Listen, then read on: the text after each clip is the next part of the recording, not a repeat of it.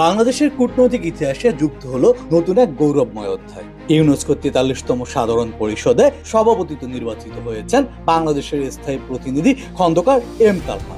এই প্রথম কোনো বাংলাদেশি এই মর্যাদাপূর্ণ আন্তর্জাতিক সংস্থার সাধারণ পরিষদের সভাপতির দায়িত্ব গ্রহণ করতে যাচ্ছেন। ফ্রান্সে অবস্থিত বাংলাদেশ দূতাবাস গত মঙ্গলবার এক সংবাদ বিজ্ঞপ্তিতে এই সুখবর জানায়।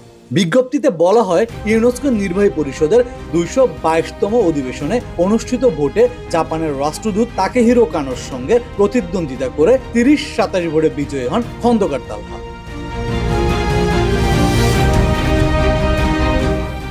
প্রথমে বাংলাদেশ, জাপান, ভারত ও দক্ষিণ কোরিয়া এই 4 দেশ সভাপতি পদে প্রার্থী হয়েছিল। তবে গত সেপ্টেম্বর ভারত ও দক্ষিণ কোরিয়া প্রার্থিতা প্রত্যাহার করে নিলে চূড়ান্ত প্রতিযোগিতা হয় বাংলাদেশ ও জাপানের মধ্যে। শেষ পর্যন্ত খন্দকার তালহা বিজয়ের মাধ্যমে বাংলাদেশের কূটনৈতিক সাফল্যের আরেকটি উজ্জ্বল দৃষ্টান্ত স্থাপন করে। আগামী অক্টোবরের শেষের দিকে উজবেকিস্তানের ঐতিহাসিক শহর সমরখন্দে অনুষ্ঠিতব্য ইউনেস্কোর সাধারণ পরিষদের 43তম সভায় সভাপতিত্ব করবেন তিনি। এর মাধ্যমে তিনি রোমানিয়ার রাষ্ট্রদূত সিমোনা মিরেলা মিকুলেঙ্কুর স্থলভিত্তিক হবেন এবং পরবর্তী 2 বছর এই গুরুত্বপূর্ণ পদে দায়িত্ব পালন করবেন।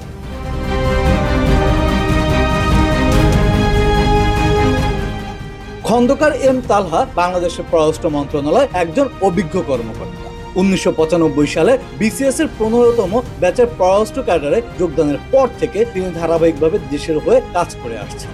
অর্থনীতি ও আন্তর্জাতিক বাণিজ্য স্নাতকোত্তর ডিগ্রিধারী এই কূটনৈতিক কর্মজীবনে নিউ ইয়র্ক, তেহরান, জেনেভা ও লন্ডনে বিভিন্ন বাংলাদেশ মিশনে দায়িত্ব পালন করেছেন। ঢাকার পররাষ্ট্র মন্ত্রণালয় কর্মরত অবস্থায় তিনি রাষ্ট্রচার প্রধান সহ একাধিক গুরুত্বপূর্ণ পদে দায়িত্ব পালন করেন।